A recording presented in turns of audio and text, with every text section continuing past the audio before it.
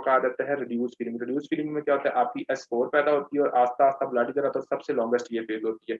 उसके बाद आपका एट्रियल वाली जो थी, इसमें ए वेव हम सुनते हैं। रैपिडली फीलिंग वाली जो होती है, इसमें हम सी वेव सुनते हैं। इसमें रैपिड इजेक्शन, इसमें सी वेव सुनते हैं। इसमें जनाब हम आपका एक तरह का वी वेव सुनते हैं। ठीक होगा, तो ये बातें आपने याद रखनी है। ये था सारे का सारा आपका कार्डिक साइकिल।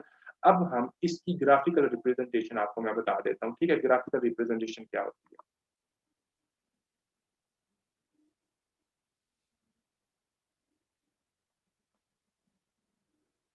अच्छा, यहाँ पर ना कुछ बहुत ज्यादा ना एक तरह के की पॉइंट्स लिखे हुए हैं, ये प्लीज एक बार देख लीजिएगा। ये मैंने जो ये टॉपिक मेनली आपको करवाया था, ये आपकी आपने बीआरएस से एक बार करना है, ठीक है। और उसके बाद आपने जो करना है वो जनाब आपने इधर से करना है, ठीक है।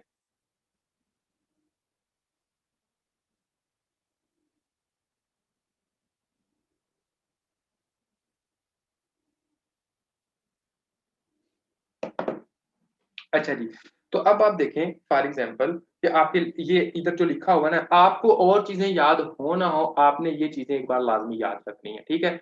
आप ये वाला टॉपिक जैसे ओपन करोगे, सबसे पहले आपने बीआरएस की बुक पर जाना है, ठीक हो गया। अगर बीआरएस किसी को नहीं पसंद तो गाइडन पर चले जाए, आपने उधर से करना है। फिर आपने इधर आना है, ये वाला ये चीजें आपने इधर से करनी है। एक बार मैं इधर से पढ़ा देता हूँ इधर क्या लिखा हुआ है, ठीक है। देखें, सिंपल सी बात है। यहाँ पर फेजिस लेफ्ट वेंट्रिकल यहाँ पर 5 लिखी हुई है, मैंने 7 बताई थी। मैंने कहा था किसी बुक में 7 लिखी, किसी बुक में 5 लिखी है, और यहाँ पर कितनी लिखी, 5। ये फेजिस आपको लाजमी याद रखनी जो इसके अंदर लिखी हुई है। जैसा कि फॉर एग्जांपल क्या होता है, आइसोवॉल्यूमेट्रिक कंट्रैक्शन फेज। आइसोवॉल्यूमेट्रिक कंट्रैक्शन फेज के अंदर क्या होता था, शाबाश, आइसोवॉल्यूमेट्रिक कंट्रैक्शन फेज के अंदर क्या होता था। आप लोगों को पता है, आइसोवॉल्यूमेट्रिक कंट्रैक्शन फेज के अंदर आपका जो ब्लड था वो वेंट्रिकल से पीछे की तरफ जाता था, जिसकी वजह से आपका एट्रियो वेंट्रिकुलर वाल्व बंद हो जाता था, जिसकी वजह से जनाब आपका मिट्रल वाल्व बंद होता था। आपका मतलब कि S1 प्रोड्यूस होती थी, और उसके बाद दोनों वाल्व आपके बंद होते थे, दोनों तरफ के वाल्व आपके कहते थे एक तरह के बंद होते थे, और वॉल्यूम और सेम होता था। तो देखें, period between mitral valve closing and aortic valve opening, ठीक हो गया। Period of highest oxygen consumption, तो ये कौन सा होता है आपका आइसोवॉल्यूमेट्रिक कंट्रैक्शन फेज। उसके बाद हम आ जाते हैं दूसरे फेज की तरफ। दूसरा कौन सा है, for example systolic ejection. Systolic ejection को इसने दो में डिवाइड नहीं किया, इसने कोई रैपिड इजेक्शन या फिर उसका स्लो इजेक्शन को डिवाइड नहीं किया, इसने सिस्टोलिक इजेक्शन की बात कर दी। तो स्लो इजेक्शन वाली अगर बात कर रहे थे हम, तो period between aortic valve opening and closing, तो आपको पता है कि वो एओर्टिक स्लो इजेक्शन में क्या होता था। स्लो इजेक्शन में ये होता था कि जनाब आपका एक तरह का मुकम्मल तौर पर जो फ्लूइड था वो आपका बॉडी वेंट्रिकल से बाहर निकलता था। रैपिड में भी और स्लो स्लो इजेक्शन में भी, स्लो इजेक्शन में भी ये होता था। तो उसमें जो वेव पैदा होती थी वो लिख लीजिएगा आप खुद, सी और बी, ठीक है। तो ये आपने यहाँ पर इस तरह इसको इसको लिखना है, ठीक है। उसके बाद फॉर एग्जांपल आगे आ जाता है आपका isovolumetric relaxation. Period between aortic valve closing, aortic valve closing and mitral valve opening. देखें, आप लोगों को पता है कि आइसोवॉल्यूमेट्रिक रिलैक्सेशन के अंदर हम क्या देखते थे, हम देखते थे कि हाँ जी जनाब, अब आपका वेसल का प्रेशर बढ़ गया। जब वो वेसल का प्रेशर बढ़ता है तो उसकी वजह से जनाब आपका जो फ्लो होता है, जो फ्लूइड होता है, वो जनाब आपके एक तरह के सेमिलर वाल्व, एओर्टिक वाल्व के ऊपर लगता है, जिसकी वजह से आपकी S2 पैदा होती है। तो आपने ये लिखा हुआ है। उसके बाद हम आगे आ जाते हैं, रैपिडली फिलिंग। रैपिडली फिलिंग के अंदर क्या होता था कि जनाब आपका एक तरह का एट्रिया जो होता था, वो वेंट्रिकल के अंदर जो ब्लड डाल रहा था, तो S3 यहाँ पर पैदा होती थी। तो यहाँ पर कौन सी वाल्व पैदा होती है आपकी, S3। Rapidly filling after mitral valve opening, तो वही बात है। उसके बाद हम आ जाते हैं जनाब आपका एक तरह का reduce filling period just before mitral valve close, यानी कि मिट्रल वाल्व क्लोज, इसका मतलब क्या है कि आपका आस्ता आस्ता फीलिंग हो रही है। यहाँ पर लिख लेने की S4 पैदा होती है, ठीक है। अब हम आते हैं ये आपकी हार्ट साउंड्स के बारे में, ठीक है। जो भी मैंने बताया कि हार्ट साउंड्स का क्या सीन होता है, अभी ये आप लोगों को पता चल जाएगा। देखें, यहाँ पर लिखा हार्ट साउंड्स के बारे में, आपकी S1 जो होती है, S1 mitral tricuspid loudest at mitral area. अच्छा, मिट्रल एरिया पर क्यों लाउडेस्ट होती है, इसकी रीजन क्या है कि आपके दूसरे एरिया पर क्यों नहीं लाउडेस्ट होती, मिट्रल पर ही क्यों लाउडेस्ट होती है। तो ये आप लोगों को पता होना चाहिए कि मिट्रल एरिया पर इस वजह से लाउडेस्ट होती है क्योंकि जनाब वहां पर आपका लेफ्ट साइड का चैम्बर जो प्रेशर होता है वो ज्यादा होता है as compare to right side, ठीक है। उसके बाद यहाँ पर लिखा हुआ कि हाँ जी जनाब, आपकी S2 का क्या सीन होता है, aortic and pulmonary valve closure loudest at left upper sternal border. अच्छा, अगर फॉर एग्जांपल कोई बंदा बात कर रहा है कि लेफ्ट अपर स्टर्नल बॉर्डर पर है, तो वो क्या है कि वो ये है कि आप लोगों की एक तरह की पल्मोनरी वाल्व की बात कर रहा है, S2 वहां पर लाउडेस्ट होती है। अच्छा, अगर कोई बंदा मुझसे आप लोगों से पूछता है कि यार पल्मोनरी की लाउडेस्ट क्यों होती है आवाज़? कोई रीज़न उसकी क्या है?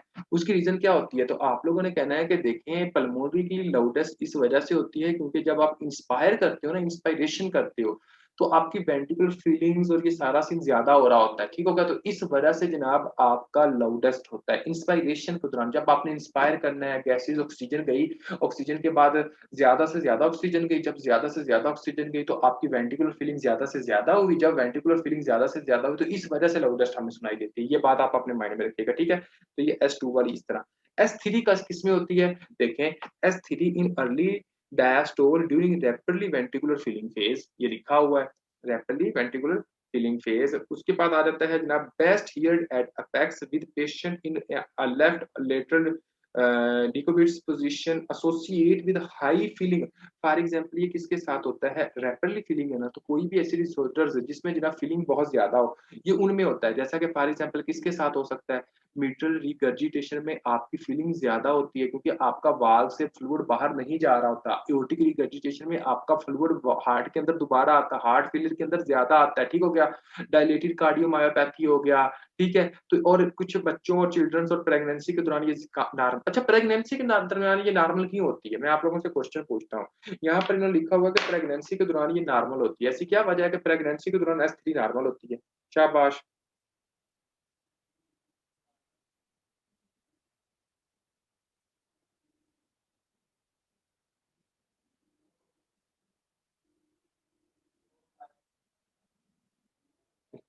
अच्छा ठीक हो गया। तो ये आप लोगों को पता होना चाहिए कि मतलब कि क्योंकि वॉल्यूम बढ़ता है, प्रेगनेंसी के दौरान वॉल्यूम बढ़ता है। तो कल मैंने क्या बताया एंट डायस्टोलिक वॉल्यूम किसमें बढ़ता है? आपका एक तरह का प्रेगनेंसी के दौरान बढ़ता है। स्ट्रोक वॉल्यूम किसमें बढ़ता है? आपका एक तरह का प्रेगनेंसी में बढ़ता है। तो ये बातें हैं, ठीक है? तो उसके बाद आपको पता हो कि ये किसमें होती है? For example high filling pressure, mitral regurgitation, aortic regurgitation, heart failure, thyrotoxicosis, dilated cardiomyopathy और प्रेगनेंसी और ये सारा कुछ ठीक हो गया। उसके बाद आ जाता है जनाब आपका फॉर एग्जांपल S4 S4 होती है स्टिफनेस की वजह से।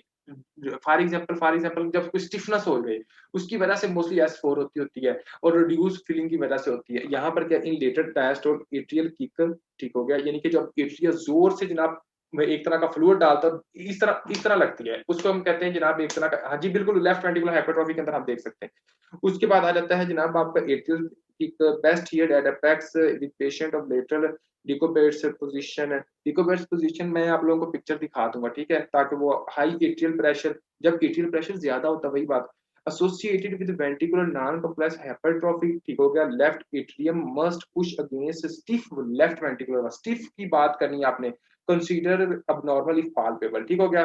तो ये बातें आप लोगों को पता होनी चाहिए, ये अभी हमने सारी डिस्कस की थी। आपको पहली वाली बातें भी हमने डिस्कस की कार्डियक साइकिल के अंदर, ये बातें भी अभी हमने कार्डियक साइकिल के अंदर डिस्कस की। अब हम आ जाते हैं फॉर एग्जांपल आपका एक तरह का ये वाला जो सीन होता है, 1 मिनट जी, हार्ट साउंड्स हो गया, ये सारा कुछ होगा। अब हम आते हैं इधर, ये वाला पॉइंट क्या है, ठीक है? इसकी तरफ है जुगुलर वेनस प्रेशर क्या होता है? देखिए मेरी बात को थोड़ा-सा गौर करना है।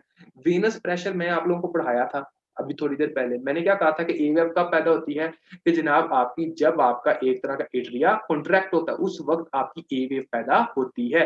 जिस बच्चे को ये अभी चीज़ें समझ आ जाएँगी ना, उसके लिए ग्राफ बहुत मज़े का लगेगा, वरना ग्राफ आपके सर के ऊपर से जाएगा। जिस बच्चे ने ये चीज़ें ना समझी, उसको लगेगा यार ये पता नहीं क्या चल रहा है, ठीक हो गया? तो आपने कहना है कि फॉर एग्ज़ाम्पल इसमें होता क्या है? आपने ये कहना है कि हाँ जी जनाब, आपका एक तरह का जो जुगुलर वेनस प्रेशर होता है, जब आपका एट्रियल कॉन्ट्रैक्शन होती है, ए वेव होती है, तो उस वक़्त जनाब आपका क्या होता है? ए वेव आती है, ठीक है? और मुझे आप लोगों ने बताना जब किसी बंदे को जब एट्रियल फिब्रिलेशन होती है, एट्रियल फिब्रिलेशन का वो डिसऑर्डर होता है जब आपका एट्रियल कॉन्ट्रैक्ट ही नहीं करता। तो जब आपका एट्रियल कॉन्ट्रैक्ट ही नहीं कर रहा तो वेव कहाँ पैदा होगी? वेव भी पैदा नहीं होगी, सिंपल सी बात है भई। वेव भी पैदा नहीं होती इन पेशेंट्स में जिनमें जनाब आपकी एट्रियल फिब्रिलेशन होती है, ठीक हो गया? उसके बाद आपको पता है कि हाँ जी जनाब सी वेव, तो सी वेव किसमें होती थी? जब आपकी रैपिडली इजेक्शन हो रही होती थी, ठीक हो गया? रैपिडली वेंट्रिकुलर कॉन्ट्रैक्शन, ये right ventricle closed tricuspid valve bulging into atrium. तो इसने पता क्या लिखा हुआ है? इसने ये लिखा है राइट वेंट्रिकुलर कॉन्ट्रैक्शन, आपने लिखना रैपिडली इजेक्शन फॉर एग्जांपल, ठीक हो गया? क्लोज्ड ट्राइकस्पिड वाल्व, आपको पता है कि उस वक़्त ट्राइकस्पिड वाल्व क्लोज़ होता है, ठीक है? उसके बाद इसने क्या लिखा हुआ है कि बल्जिंग इनटू एट्रियम, यानी कि जो ट्राइकस्पिड वाल्व होता है वो जनाब आपका एक तरह का एट्रियम के अंदर लगता है। ये यानी कि आप ये कह सकते हो कि ये ट्राइकस्पिड वाल्व है या प्रेशर लगता है तो एट्रियम के अंदर ट्राइकस्पिड वाल्व भी इस तरह लग रहा होता है, तो ये उसने बात की। तो उस वक्त क्या होती है, आपकी सी वेव पैदा होती है, ठीक है, क्या होती है, आपकी सी वेव पैदा होती है, आपने लिख दिया जनाब सी वेव इस वक्त पैदा होती है। उसके बाद आ जाता है जनाब आपका, 1 मिनट, हम वी वेव की तरफ आते हैं। High right atrial pressure due to filling against close tricuspid valve, ये वी वेव का उसने ये लिखा हुआ है। देखें, जब स्लो इजेक्शन फेज होती थी उस वक्त क्या होता था, स्लो इजेक्शन फेज के अंदर आपका एक तरह का वेनस रिटर्न होती थी, जी बिल्कुल वेनस रिटर्न होती थी। जब आपकी वेनस रिटर्न होती तो क्या होता था, तो वेनस रिटर्न के अंदर आपका जो ब्लड होता था वो जनाब आपका एक तरह का एटीएम से वेंटिकल की तरफ जा रहा था। जब आपका ब्लड एटीएम से वेंटिकल की तरफ जाता था तो उस वक्त आपका क्या होता है, एक तरह का राइट एट्रियल प्रेशर बढ़ जाता है। जब वेनस फिलिंग होती है तो आपका एट्रियल प्रेशर बढ़ता है, जैसे एट्रियल प्रेशर बढ़ता है तो उस वक्त क्या होता है कि ये जनाब आपका सी वेव पैदा होती है। आपने कहना है जिस वक्त आपका एक तरह का वेनस रिटर्न होती है, क्योंकि स्लो इजेक्शन के अंदर क्या होता था, आपकी वेनस रिटर्न हो रही होती थी और एट्रियल फिलिंग हो रही होती थी, ये भी आप कह सकते हो, स्लो इजेक्शन फेज भी कह सकते हो, जो आपको अच्छा लगे, ठीक है। उसके बाद देखें फॉर एग्जाम्पल वाई का, वाई डिसेंट ये लिखा हुआ और एक्स डिसेंट, वाई डिसेंट और एक्स डिसेंट के बारे में ये देखें, यहाँ पर आप ये देख सकते हो एक्स डिसेंट, ठीक है, ये एक्स डिसेंट है, ये वाई डिसेंट है। इन जो ये डिसेंट साहब है ना, इसको अभी हम थोड़ी देर में ग्राफ के अंदर देखते हैं, इसको भी आप इधर छोड़ दें, इसको भी हम थोड़ी देर में देखते हैं क्योंकि फिर आपको सही समझ आएगी। अच्छा जी, अब हम आ जाते हैं यहाँ पर ग्राफिकल रिप्रेजेंटेशन में, और यहाँ पर आप लोगों को कुछ सही वाली समझ आएगी अगर आप थोड़ा सा अपना दिमाग इस्तेमाल करो तो। देखें फॉर एग्जांपल जो फर्स्ट फेज है, अगर हम यहाँ पर देखते हैं तो यहाँ पर इन्होंने लिखा हुआ है कि जो फर्स्ट फेज है वो आपकी कौन सी है, वो आपकी एक तरह की एट्रियल सिस्टोल फेज है, ऐसे ही एट्रियल सिस्टोल फेज है। अब एट्रियल सिस्टोल फेज के अंदर क्या होता है, अगर हम इधर से आते हैं तो अब देखें ये ईसीजी के अंदर क्या है, ईसीजी के अंदर आपकी एक तरह की पी वेव है। एट्रियल सिस्टोल के अंदर क्या होता है, ईसीजी के अंदर क्या होती है, आपकी पी वेव होती है, ठीक है। तो यहाँ पर ईसीजी के अंदर ये पी वेव है, ठीक हो गया। उसके बाद आपका एट्रियल सिस्टोल के अंदर कौन सा बल्ज प्रेशर होता था, आपका वेन ये वाला, देखें राइट ए वेव होती थी जो मैंने आपको बताई, ठीक हो गया। उसके बाद आप थोड़ा सा आगे जाते हैं तो वेंट्रिकुलर वॉल्यूम बढ़ता था कि कम होता था, भाई एट्रियल सिस्टोल के अंदर वेंट्रिकुलर वॉल्यूम बढ़ता था, वेंट्रिकल के अंदर वॉल्यूम जा रहा होता था। तो ये ग्राफ थोड़ा सा ऊपर की तरफ गया हुआ इस तरह, ठीक है, ये ग्राफ थोड़ा सा ऊपर की तरफ गया हुआ है, ठीक है। उसके बाद एट्रियल सिस्टोल में हम कौन सी आवाज सुनते थे, जो मैंने कहा था कि होता है या नहीं, ऐसे फोर सुनते थे, ऐसे फोर आप साउंड सुन रहे हैं, ठीक हो गया। उसके बाद अगर आप देखते हो कि हाँ जी जनाब ये आपका ये वाला जो ये जो लाइन जो है ना, फॉर एग्जाम्पल ये वाली जो लाइन है, ये लाइन शो करती है वेंट्रिकुलर प्रेशर को। ये लाइन किसको शो करती है, आपके ये वाली जो लाइन होती है वेंट्रिकुलर प्रेशर को शो करती है। ये लाइन जो होती है ये एट्रियल प्रेशर को शो करती है, और ये लाइन जो होती है एओर्टिक प्रेशर को शो करती है। अभी किसी बच्चे को नहीं ना समझ आ रही, दोबारा मैं बताता हूँ। देखिए 3 प्रेशर की वेव्स है, कौन सी, ये वाली जो वेव है, ये वाली वेव शो करती होती है कि जनाब आपका कौन सा प्रेशर है, आपका वेंट्रिकल का प्रेशर है, कौन सा आपका वेंट्रिकल का प्रेशर है। ये वाला जो वेव है ये आपको शो करता है आपका एक तरह का एट्रियल प्रेशर है, कौन सा आपका एट्रियल प्रेशर है। और ये वाला जो वेव होती है ये आपको शो करती है आपका एओर्टिक प्रेशर है, आपका एओर्टिक प्रेशर। अब देखना थोड़ा सा गौर है, जो आपकी वेंट्रिकल की प्रेशर की है, अब देखें फॉर एग्जांपल ये थोड़ी सी बड़ी हुई है, ये थोड़ी सी क्यों बड़ी है, ये इस वजह से बड़ी है भाई, जब एट्रियल से वेंट्रिकल के अंदर प्रेशर फ्लूइड जाता है तो आपका प्रेशर बढ़ता है वेंट्रिकल के अंदर, इस वजह से वेंट्रिकल प्रेशर थोड़ा सा ज्यादा हुआ। एट्रियल सिस्टोल के अंदर वॉल्यूम जाता है तो थोड़ा सा प्रेशर बढ़ता है। तो अब देखें एट्रिया कॉन्ट्रैक्ट करता है, एट्रिया प्रेशर करता है, तो उसके बाद ही वेंट्रिकल के अंदर जाता है ना, तो इस वजह से ये ए वेव भी थोड़ी सी बड़ी हुई है, ठीक है। लेकिन एओर्टिक वाल्व जो है वो बिल्कुल नीचे की तरफ है, उसको कुछ भी नहीं हुआ, समझ आ रही है, उसको कुछ भी नहीं हुआ, बिल्कुल ठीक है। वो कहता भाई मुझे अपनी मौज में रहने दो, ठीक है। अब यहाँ तक किसी बच्चे को समझ नहीं है ग्राफ की तो वो पूछ सकता है कैसे। सबसे पहले अगर हम दोबारा इधर आते हैं, देखें ये टॉपिक बहुत ही ज्यादा मेन इंपॉर्टेंट है, बहुत बहुत ज्यादा मेन इंपॉर्टेंट टॉपिक है ये, ठीक हो गया। अगर हम यहाँ पर दोबारा आते हैं तो यहाँ पर क्या ये पी वेव है, ठीक होगा। पी वेव आपको पता है जब एट्रिया कॉन्ट्रैक्ट करेगा तो आपकी पी वेव हम सुनाई देगी, सिंपल सी बात है। उसके बाद आपका एट्रियल प्रेशर होता है तो आपको मैंने ए से क्या कहा था, ए वेव पैदा होती है। उसके बाद आपका क्या होता है, जब यार आपको सिंपल सी बात है, ये वेंट्रिकुलर वॉल्यूम को, ये ग्राफ आपके वेंट्रिकुलर वॉल्यूम को शो कर रहा है, ठीक है, ये देखें वेंट्रिकुलर वॉल्यूम लिखा हुआ है। और उसके बाद देखें कि जब आपका एट्रिया कॉन्ट्रैक्ट करेगा, आपके एट्रिया से वेंट्रिकल के अंदर वॉल्यूम जाएगा तो वेंट्रिकुलर वॉल्यूम ज्यादा हो जाएगा। उसके बाद क्या होता है, आपके हार्ट की साउंड्स को देखते हैं, आपकी S4 साउंड पैदा होती है, क्यों, क्योंकि जनाब आपका जब एट्रिया कॉन्ट्रैक्ट करता है आपका फ्लूइड जाता है उसके अंदर, उसके बाद S4 पैदा होने के चांसेस ज्यादा होते हैं, ठीक हो गया। उसके बाद हम ये प्रेशर है, ये आपका वेंट्रिकुलर प्रेशर है, ये आपका एट्रियल प्रेशर है, और ये आपका एओर्टिक प्रेशर है। तो आपको पता है यार सिस्टोलिक फेज में आपका एट्रियल प्रेशर भी बढ़ेगा, आपका वेंट्रिकुलर प्रेशर भी बढ़ेगा, क्यों, क्योंकि आपका वॉल्यूम उधर जा रहा है इस वजह से। लेकिन एओर्टिक प्रेशर को कुछ भी नहीं होगा। तो ये था आपका atrial systole according to graph. अब कोई ऐसा बच्चा जिसको ग्राफ के मुताबिक एट्रियल सिस्टोल की समझ ना आई हो, ऐसा कोई बच्चा जिसको ग्राफ के मुताबिक आपकी एट्रियल सिस्टोल की समझ ना आई हो, फिर हम जनाब आगे जाते हैं, ठीक है? ओके जी, अगर क्लियर हो गया तो। अब हम आते हैं जनाब आगे और आगे देखते हैं कि हाँ जी जनाब और क्या सीन होते हैं, ठीक है?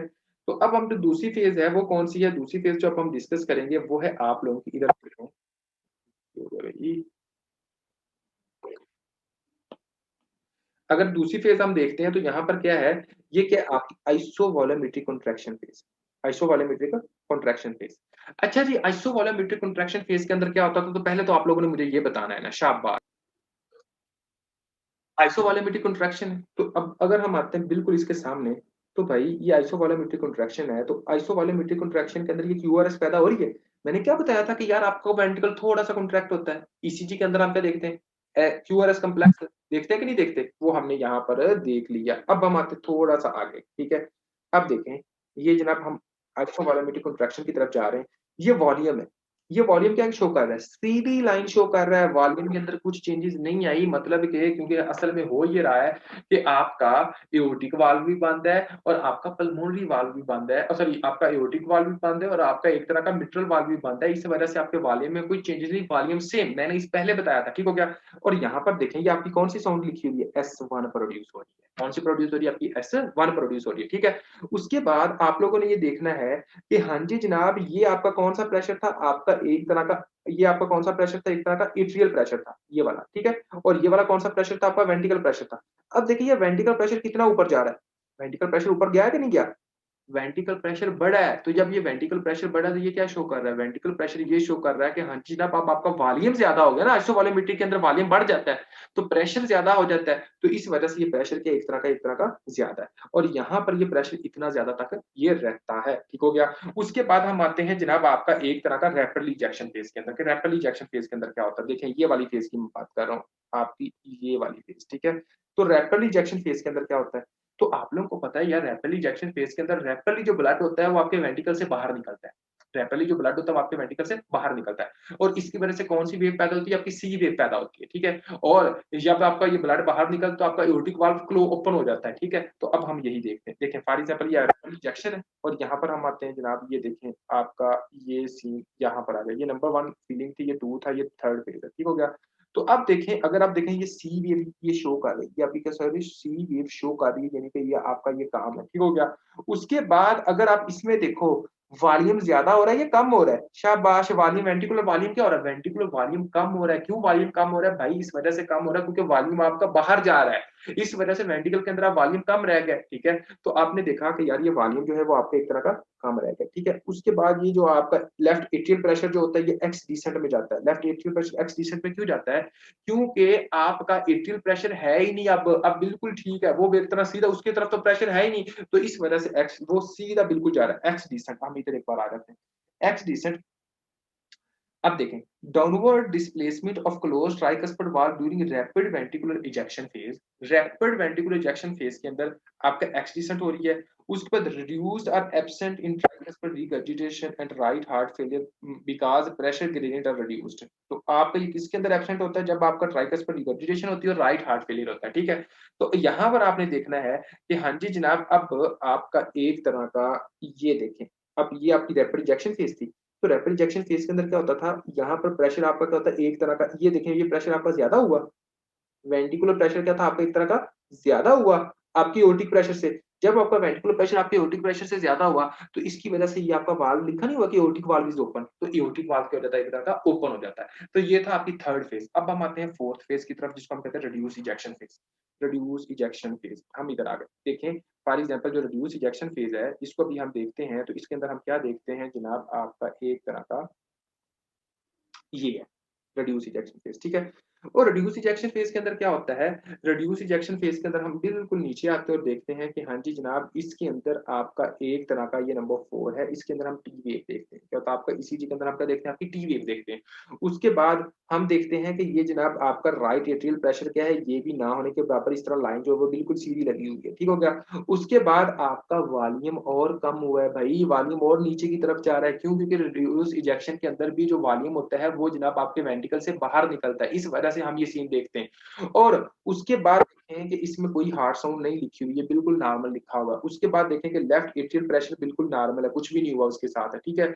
ये आपका रिड्यूस इजेक्शन फेज था। ये आपकी कौन सी थी? आपकी रिड्यूस इजेक्शन फेज। अब हम आ जाते हैं जनाब आपकी आइसोवॉल्यूमेट्रिक रिलैक्सेशन फेज। अच्छा, आइसोवॉल्यूमेट्रिक रिलैक्सेशन फेज के अंदर क्या होता है? शाबाश।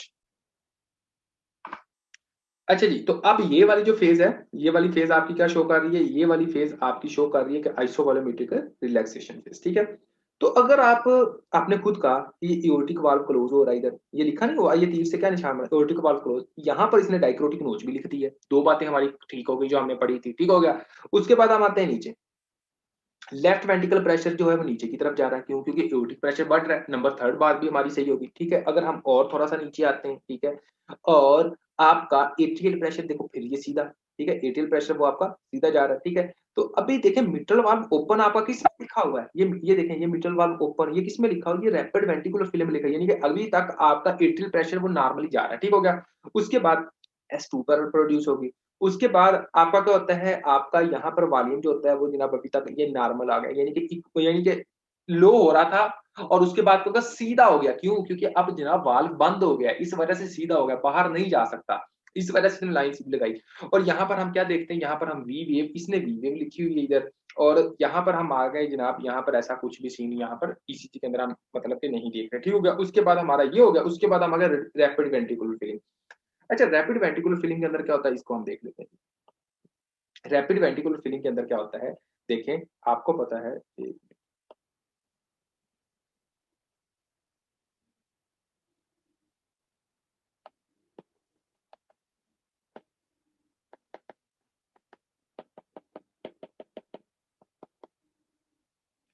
अच्छा जी, रैपिड वेंट्रिकुलर फिलिंग इसके अंदर हम देख लेते हैं। तो देखिए, रैपिड वेंट्रिकुलर फिलिंग के अंदर क्या होता था? रैपिड वेंट्रिकुलर फिलिंग के अंदर ये सीन होता था कि आप लोगों का एक तरह का वेंट्रिकल से एट्रियल से वेंट्रिकल की तरफ ब्लड आता था। आपका मिट्रल वाल्व ओपन हो जाता था, जिस वजह से वेंट्रिकुलर जो था वो फ्लूइड से भर जाता था। तो यहाँ रैपिड वेंट्रिकुलर फिलिंग में हम क्या देखते हैं कि एक तरह का देखें, यहाँ पर हम ये देखते हैं कि एक तरह का लेफ्ट वेंट्रिकुलर प्रेशर जो है वो, अगर हम इधर आए, मिट्रल वाल्व ओपन, ये क्या लिखा हुआ आपका? Mitral valve open. इसके अंदर सिर्फ अभी तक ये चीज लिखी, मिट्रल वाल्व ओपन। और यहाँ पर हम क्या देखते हैं? वाई डिसेंट देखते हैं। और यहाँ पर हम कौन सी साउंड सुनते हैं? S3 सुनते हैं, ठीक है। तो ये सारी चीजें हमने देखी। और वेंट्रिकल का वॉल्यूम देखिए बढ़ रहा है। क्यों? क्योंकि भाई एट्रियम से वेंट्रिकल के अंदर जा रहा है फ्लूइड, तो वेंट्रिकल का वॉल्यूम इस तरह बढ़ रहा है, ठीक हो गया। तो ये वॉल्यूम बढ़ रहा है। और यहाँ पर हमने क्या देखी? वाई वेव देखी। और ये सारा जनाब उस तरह से, ठीक हो गया। उसके बाद आ जाता है आपका reduce ventricular filling. Reduce ventricular filling, तो रिड्यूस वेंट्रिकुलर फिलिंग ये वाला साहब है, ठीक है। तो रिड्यूस वेंट्रिकुलर फिलिंग जब हम देखते हैं तो इसके अंदर हम देखें फॉर एग्जांपल, इसके अंदर फॉर एग्जांपल हम देखें कि ये जनाब आपका क्या होता है? एक तरह का एओर्टिक प्रेशर जो होता है वो बिल्कुल लो हो जाता है। क्यों एओर्टिक प्रेशर लो होता है? क्योंकि जनाब आपकी एक तरह की फ्लूइड्स जो आ रहा होता है वेंट्रिकल्स, एट्रियम से वेंट्रिकल की तरफ, वो बिल्कुल आस्ता-आस्ता आ रहा होता है, ठीक हो गया। उसके बाद यहाँ पर देखें, यहाँ पर कोई भी एट्रियल प्रेशर नॉर्मल लिखती है। उसके बाद जनाब ये बिल्कुल नॉर्मल है। उसके बाद ये वॉल्यूम बढ़ रहा है, वॉल्यूम सिर्फ बढ़ रहा है वेंट्रिकल के अंदर, ठीक हो गया। बाकी राइट एट्रियल प्रेशर जो है वो भी नॉर्मल है, वो भी नहीं बढ़ा हुआ। बाकी ईसीजी के अंदर कोई ऐसा खास फाइंडिंग्स नहीं आई। तो इसको हम कहते होते हैं जनाब आपका कार्डियक साइकिल। अभी आज जो हमने टॉपिक्स डिस्कस किए थे उसमें आप लोगों का एक्शन पोटेंशियल डिस्कस किया था, आपके कार्डिक मसल्स का, आपकी उसके बाद नोडल सिस्टम का। उसके बाद हमने एक्शन कार्डिक साइकिल डिस्कस किया। कार्डिक साइकिल के बाद हमने हार्ट साउंड्स को डिस्कस किया। अब S3 S4 क्या होती है आपकी, अब नॉर्मल हार्ट साउंड्स कैसे होती है, किन में होती है, वो हमने देख लिया। और उसके बाद हमने ग्राफिकल रिप्रेजेंटेशन देख ली।